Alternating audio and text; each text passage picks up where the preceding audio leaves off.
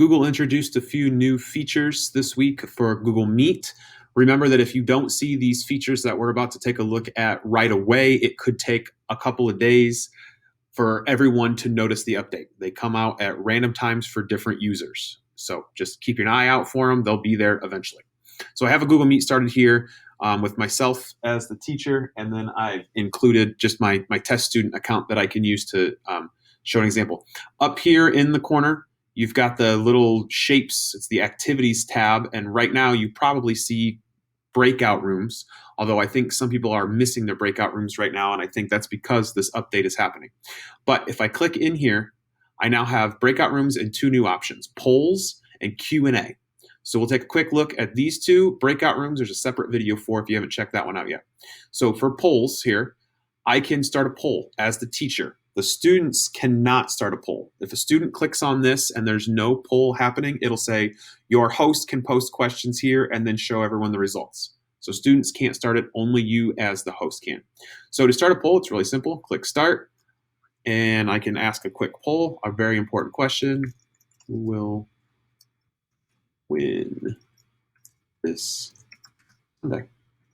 I'm going to add my options down here. Colts or the Bengals? Y'all know the answer to that question. If I want to add more options, I can do that down here. When I'm ready, I can hit launch. And on my student side, the poll popped up. I have the question. It looks a lot like Google Form with their question. It just popped up on the side for them. It gave them a notification it was there.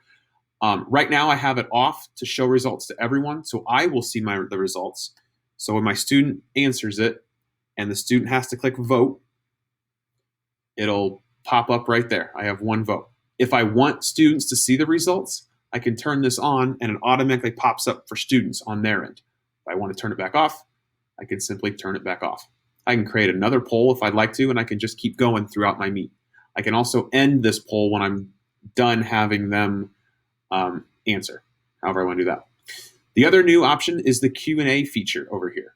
So I can start here, and down here in the bottom, I can ask a question. So this is another very important question. Do you think Drew Brees is an elite quarterback? And then I can hit post.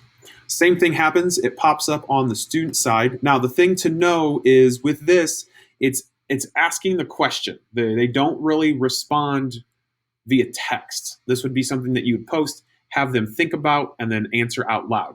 There is no response option. They can like it. So I just got one like. The students have a like button as well that they can hit like on that.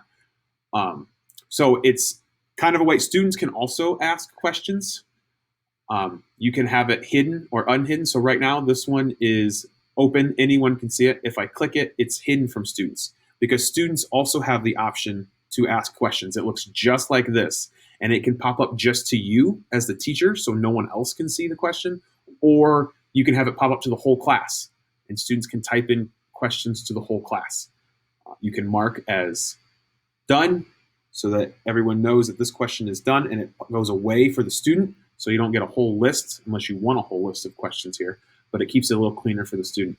You can also trash the question when you're done with it.